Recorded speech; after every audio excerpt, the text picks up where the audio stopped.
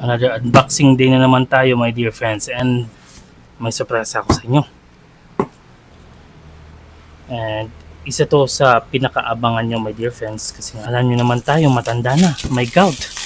And sa gamot natin sa gout is this one, my dear friends. Gusto ko lang i-showcase yung passion ko, kumbaga, yung mga gusto kong bagay, mga pinagbibili ko. And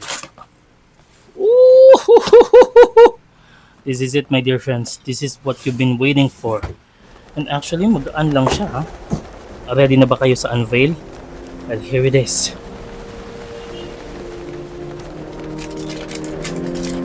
If you don't know, now you know. I've always been a big fan of AJ1s. Tsaka kung big fan kayo ng black, magugustuhan nyo to siya. I don't want any additional color on this part na white or anything. I just want it simply black. And natumbok nila yung gusto. The details, maganda din. Panalo yung pagkakagawa. And suot na lang natin.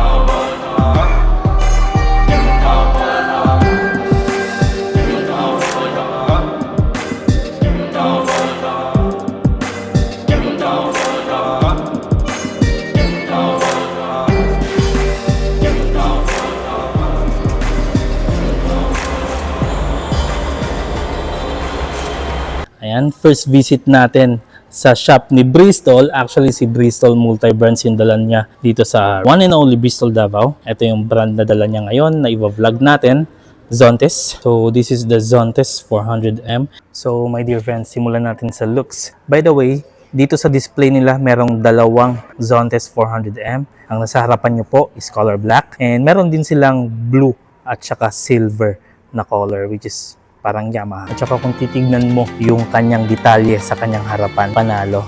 This part right here hints a little bit of MV Agusta. At saka yung tipong may pagka-V-Strom yung kanyang ilaw. Ganda ng datingan. Dito po yung kanyang headlight. All LED affair po yan. Kasama na po yung kanyang turn signals na dito nakakabit. Although nakikita natin may busina dito, pero I think daluyan din ng hangin. Dito din may butas siya, which is daluyan ng hangin that helps you support the bike. Never seen a scooter like this that is aerodynamically correct and of course, aesthetic na rin.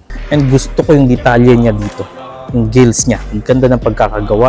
Yung kanyang patusok din dito, it helps the bike look more beautiful, kumbaga. At saka pagdating sa kanyang pintura, pulido po ang pagkakayari.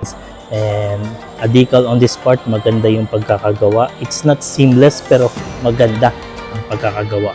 Glossy part naman po dito, black piano po ang kanyang finish. Ako lang ba or sadyang may pagkahalimaw or may pagka-beast yung kanyang datingan? Yung mga hugis niya, my dear friends, yung parang scooter ni Batman, yung pagkakagawa, which is I actually like. And kung titignan nyo po dito, ayan, yung angulo na yan, ang ganda. And I love the simplicity that they did with this bike. Kasi kung titignan nyo, walang masyadong decals and walang masyadong additional color. Full black talaga siya, matte at saka glossy. Which is kung titignan nyo to, papunta dito. Ayan, ganda ng pagkakayari. Glossy black finish po tayo dito. Even though this is advertised as a lightweight urban bike, makikita mo pa rin sa kanyang stepboard na pwede siyang pang long ride. Pati din yung kanyang exhaust cover, ang ganda ng pagkakagawa. Tingnan nyo. Ayan o. Stainless po. Dito, banda, tapos kinover siya ng black. So, maganda yung pagkakayari. Kung titignan nyo po dito nakalocate yung kanyang radiator. So, big bike na big bike talaga yung kanyang hint. Ang kanyang front fender, two-part siya in a sense. Meron siyang glossy na finish on this part. Ground clearance, 150mm only. It's not that bad actually.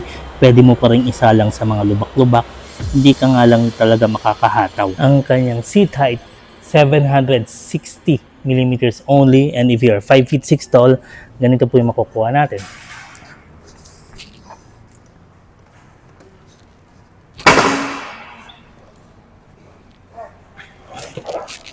Oh, not bad for a scooter, my dear friends. Medyo may kataasan. Tingkayad tayo kapag nakaupo talaga tayo sa may pinakagitna niya, pero ang trick dyan, ganito.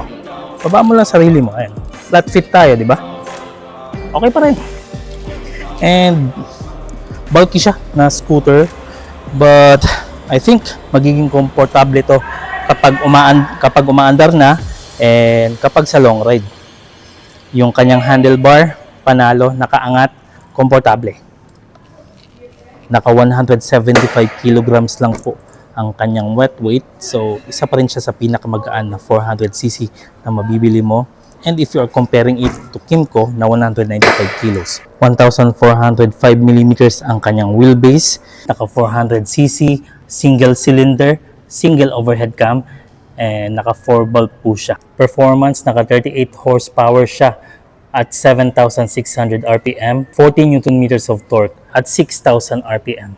Ang kanyang fuel tank, 12 liters. It has 3.8 liter per 100 km fuel consumption. Kung i-convert mo, 28 km per liter. Not bad. Ang front cockpit, ito po yung makikita natin. Ayun, napaka-lively ng kanyang TFT display. Maganda yung pagkakayari. And ganito yung makikita mo sa mga mamahalin na big bike, kumbaga, lalo na sa mga BMW. So, amazing lang na meron din si Zontes ito. And also the controls, it has a lot legit, kumbaga. Ayan po, turn signals, makikita natin busina. Lakas naman po. Yung controls niya po dito, makikita din natin. And sa may kanan, nandito yung power on. Fuel kapag bubuksan mo to. And meron siyang 2 riding modes. You can either go with Eco and you can go with Sport. Ayan. Nasa sayo. Kung titignan nyo yung kanyang grips, ayan o. I love the attention to details. Pagdating naman sa kanyang brake lever, ayan po, adjustability on this part. And ang gara lang ng kanyang park brake on this part. Saka kung titignan mo yung itsura ng kanyang front cockpit, panalo po yung pagkakayari. Pindutin natin dito. Ito po yung lalabas. And kung titignan natin, ayan, meron siyang USB and Type-C. Ayan, it's not a cabinet over here. So, I don't think you can put your phone here. Tignan naman natin dito. Ayun din. Hindi din siya cabinet. Para saan? I don't know. Bubuksan natin yung kanyang seat. Uy! Sarap ng tunog. Ayan po. Sa kanyang compartment. Ito po. Malalim naman siya, my dear friends. May warranty book and everything. Actually, may free hat siya, oh. Stig. And, what are these? I think this is, yep, keychain. Ayan. Panalo. Stig lang. Sa manual. Yung kanyang side mirror available. Ayan. Tingnan naman sa kanyang upuan, panalo din. Ayan. I might say na may line up talaga si Bristol. Yung kung titingin ka lang sa upuan, may nakakalamang sa kanya. Pero ito, not bad. And this one, the idea for this one is for the grip. Dito naman po yung kanyang leather part. Ayan, maganda yung pagkakayari. Smooth leather part. And maganda yung pagkakagawa. So, nung inupuan natin kanina, komportable naman, makapal. And matambok yung kanyang upuan. And also on this part as well, my dear friends. Kung titignan niyo po, pwedeng kasing bigat ko yung uupo dito. Kumbaga. Pwede mo siyang lagyan ng top box dito. 5 to 7 kilograms ang kanyang weight na pwede mo ikabit. Kung titignan nyo rin yung kanyang taillight. Maganda yung pagkakagawa. Ganda at saka panalo. Turn signals, LED din. Isa din sa advantage nitong bike na to, meron siyang tire pressure monitoring system which is quite nice.